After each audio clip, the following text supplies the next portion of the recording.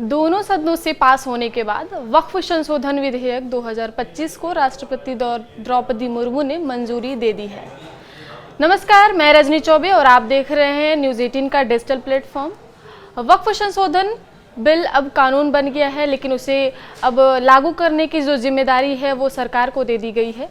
वक्फ विधेयक को शुक्रवार की सुबह राज्यसभा में लंबी बहस के बाद पारित कर दिया गया, जिसमें सत्ता पक्ष और विपक्ष के बीच तीखी नोकझोंक हुई थी। राज्यसभा में विधेयक पर करीब 14 घंटे तक बहस हुई और पक्ष में 128 और विरोध में 95 वोट पड़े, जिसके बाद इसे पारित कर दिया गया। इससे पहले लोकसभा ने करीब 12 घंटे की बहस के बाद मंजूरी दी थी, जिसमें 288 मत पक्ष में और 232 मत विपक्ष में पड़े थे। संसद के दोनों सदनों में मैराथन चर्चा के बाद unified Waqf management, empowerment, efficiency and development विधेयक 2025, जिसे शॉर्ट फॉर्म में उम्मीद नाम दिया गया, राष्ट्रपति की मंजूरी के बाद कानून बन गया। राष्ट्रपति द्रौपदी मुर्मू ने इस विधेयक को शनिवार देर रात अपनी मंजूरी दे दी। राष्ट्रपति की मंजूरी के बाद सरकार ने अधिसूचना के माध्यम से अधिसूचित कर दिया।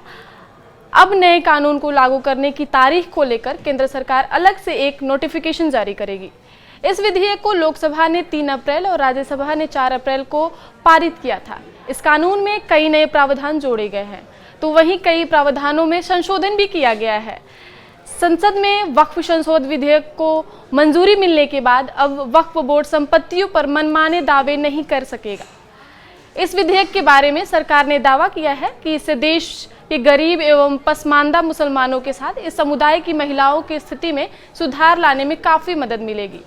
तो वहीं दूसरी तरफ शनिवार शाम को all India Muslim personal law board AIMPLB ने वक्फ बिल के विरोध में 2 पेज का लेटर जारी किया, जिसमें उन्होंने कहा कि हम सभी धार्मिक समुदाय आधारित और सामाजिक संगठनों के साथ मिलकर राष्ट्रव्यापी आंदोलन करेंगे।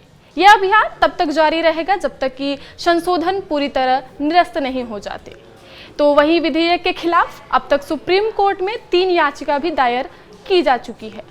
शनिवार को आप विधायक अमानतुल्लाह खान ने बिल के विरोध में सुप्रीम कोर्ट में याचिका लगाई। इसके पहले शुक्रवार को सुप्रीम कोर्ट में 2 याचिकाएं लगाई गई थी।